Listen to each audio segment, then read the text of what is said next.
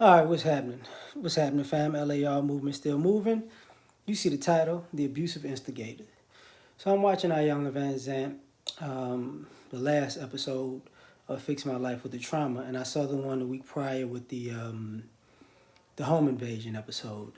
And I started thinking about this, where the people talking got under my skin because they were abusive instigators. And what I mean by that is, and this is why the thumbnail is there, the Lynn Whitfield character was abusive as a mother, as a parent in that movie, but she was an abusive instigator. So she would put her children in bad situations, right?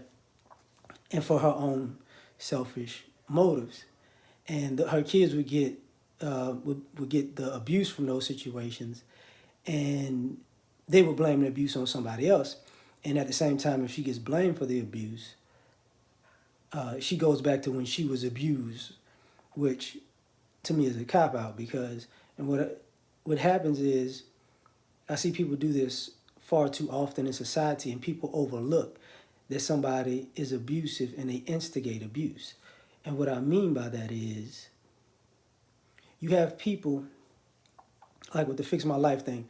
The mother was 72 now. Her daughter is 44. The mother's been a lesbian since she was for 45 years.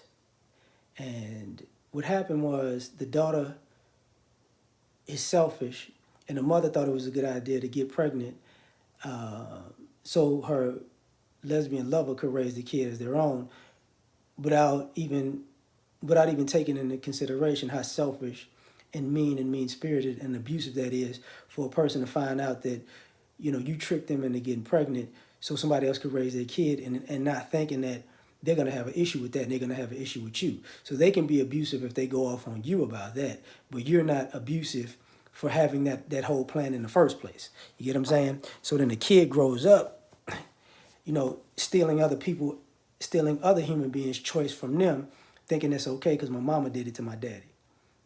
It's all right with that. And this is what I mean by an abusive instigator. That's the same thing when I talk about people who like trolling people or starting fights and starting situations and manipulating situations, and you wind up, somebody responds to it, and now you're the victim. And once you're the victim to their response, so you go around saying that you've been abused or somebody responded to you in an abusive manner, and and this should have never happened to you per se. But the thing about it is, nobody looks at you as an abusive instigator. Similar to the situation I was talking about with the episode before, when the home invasion.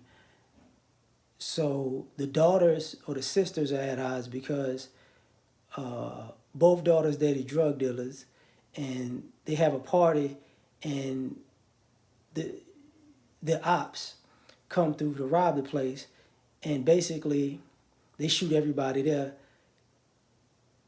Shoot the kids, shoot the women, and kill one of the cousins and her kids. And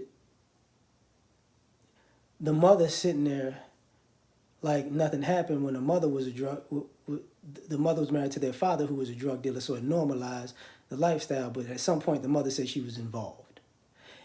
And what I mean by that, once she said she's involved, because she acted like she wasn't involved in the beginning, and in the end, she said she was involved. And it's like, so your daughters grew up thinking that you can have 1 foot in and 1 foot out of the streets. So everything that happens in these streets, nobody want to take accountability for, because you can blame it on the man because he's doing all the dirty work and you're trying to finesse it in the back. So you're an instigator of the abuse. You just want to play victim and play the angel in the background. And far too often, when people lie and they tell stories, it's the truth that they say in a small window that you need to listen to, and not what's going on in the bigger picture. Because a person will tell on themselves, but you got to be able to listen to it. And a lot of people don't listen to it. So this is what this is about. Like, share, subscribe. Catch you on the next one. Peace.